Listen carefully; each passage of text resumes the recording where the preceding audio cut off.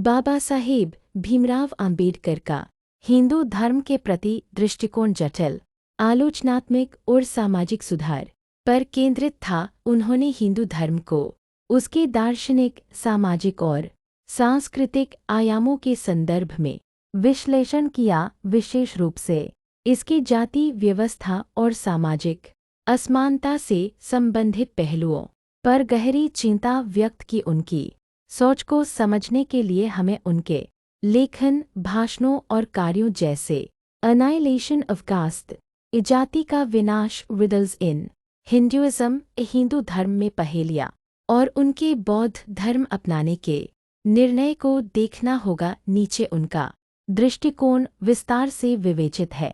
एक, हिंदू धर्म और जाति व्यवस्था। बाबा साहेब आम्बेडकर का हिंदू धर्म के प्रति सबसे प्रमुख आलोचनात्मक दृष्टिकोण उसकी जाति व्यवस्था से संबंधित था। उनके अनुसार हिंदू धर्म की सामाजिक संरचना विशेष रूप से वर्णाश्रम धर्म और मनुस्मृति जैसे ग्रंथों द्वारा समर्थित जातिगत पदानुक्रम, सामाजिक अन्याय और असमानता का मूल कारण थी। जाति का विनाश, अनाइलेशन ऑफ कास्ट। इस पुस्तक में आम्बेडकर ने तर्क दिया कि जाति व्यवस्था हिंदू धर्म का अभिन्न अंग बन चुकी है और इसे सुधारने के लिए केवल सही बदलाव पर्याप्त नहीं है। उन्होंने कहा कि जाति न केवल सामाजिक भेदभाव को बढ़ावा देती है, बल्कि मानवीय गरिमा और समानता के सिद्धांतों को भी नष्ट करती है। मनुस्मृति की आलोचना। आम्बेडकर ने मनुस्मृति को हिंदू धर्म के सामाजिक ढांचे का एक प्रमुख दस्तावेज माना, जो शूद्रों और दलितों के उत्पीड़न को वैधता प्रदान करता है। 1927 में उन्होंने मनुस्मृति की प्रति को सार्वजनिक रूप से जलाया, जिसे मनुस्मृति दहन के नाम से जाना जाता है, ताकि इसके अन्यायपूर्ण नियमों का प्रतीकात्मक विरोध किया जा सके। धार्मिक ग्रंथों पर सवाल, रिडल्स इन हिंदुइज्म में आम्बेडकर ने वेदों, पुराणों और अन्य हिंदू ग्रंथों की उन शिक्षाओं पर सवाल उठाए जो जातिगत असमानता को उचित ठहराती थी। उन्होंने तर्क दिया कि ये ग्रंथ सामाजिक सुधार के लिए बाधक हैं और आधुनिक युग में समानता के सिद्धांतों के विपरीत है। 2, हिंदू धर्म में सुधार की संभावना। आम्बेडकर ने शुरू में हिंदू धर्म के भीतर सुधार की संभावना पर विचार किया, लेकिन बाद में वे इस निष्कर्ष पर पहुंचे कि हिंदू धर्म की संरचना में सुधार असंभव है। जाति सुधारकों की आलोचना।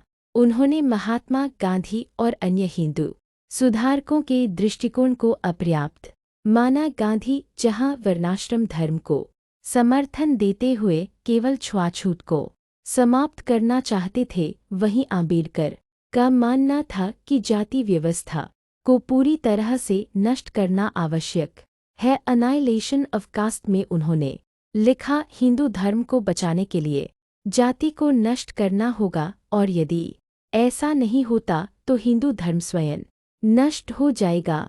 सामाजिक समानता का अभाव।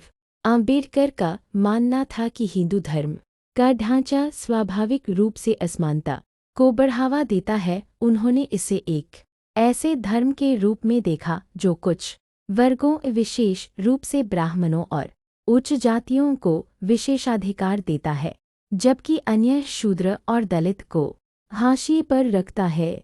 3, हिंदू धर्म का दार्शनिक और नैतिक विश्लेषण। आम्बेडकर ने हिंदू धर्म के दार्शनिक और नैतिक पहलुओं पर भी विचार किया। उनके अनुसार हिंदू धर्म में स्वतंत्रता, समानता और बंधुत्व जैसे मूल्यों का अभाव था, जो आधुनिक समाज के लिए आवश्यक है। कर्म और पुनर्जनन सिद्धांत।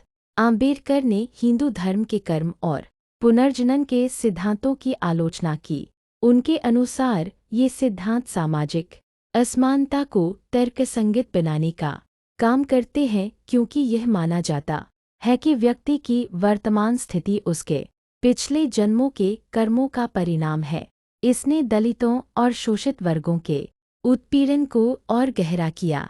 नैतिकता का अभाव। आम्बेडकर का मानना था कि हिंदू धर्म में नैतिकता का आधार कमजोर है क्योंकि यह सामाजिक नियमों और रीति रिवाजों पर अधिक निर्भर करता है, न कि सार्वभौमिक मानवीय मूल्यों पर। 4 बौद्ध धर्म अपनाने का निर्णय। 1956 में आम्बेडकर ने हिंदू धर्म को त्याग कर बौद्ध धर्म अपनाया, जो उनके हिंदू धर्म के प्रति असंतोष का सबसे बड़ा प्रतीक था। इस निर्णय के पीछे निम्नलिखित कारण थे। समानता और बंधुत्व। आम्बेडकर ने बौद्ध धर्म को एक ऐसा धर्म माना जो समानता, करुणा और बंधुत्व के सिद्धांतों पर आधारित है। उनके लिए बौद्ध धर्म हिंदू धर्म की तुलना में अधिक वैज्ञानिक और मानवतावादी था। हिंदू धर्म में सुधार की असफलता। दशकों तक हिंदू समाज में सुधार के प्रयास करने के बाद आम्बेडकर इस निष्कर्ष पर पहुंचे कि हिंदू धर्म की संरचना में मूलभूत परिवर्तन संभव नहीं है। दलितों के लिए नया रास्ता। बौद्ध धर्म अपनाकर आम्बेडकर ने दलितों और शोषित वर्गों को एक नई पहचान और आत्मसम्मान प्रदान करने का प्रयास किया। उन्होंने इसे नव्यान बौद्ध धर्म के रूप में प्रचारित किया, जो सामाजिक न्याय और आधुनिकता पर केंद्रित था। 5 हिंदू धर्म के प्रति सकारात्मक दृष्टिकोण। हालांकि आम्बेडकर हिंदू धर्म के सामाजिक ढांचे के प्रति अत्यंत आलोचनात्मक थे, लेकिन उन्होंने इसके कुछ दार्शनिक पहलुओं जैसे उपनिषदों और वेदांत के विचारों को पूरी तरह खारिज नहीं किया। उनके लेखन में यह संकेत मिलता है कि वे हिंदू धर्म के उन पहलुओं को स्वीकार करने को तैयार थे जो समानता और मानवतावाद को बढ़ावा देते हैं। हालांकि उनका मानना था कि ये पहलू हिंदू धर्म के मुख्यधारा के अभ्यास में हाशिए पर हैं। 6 आधुनिक संदर्भ में आम्बेडकर की प्रासंगिकता।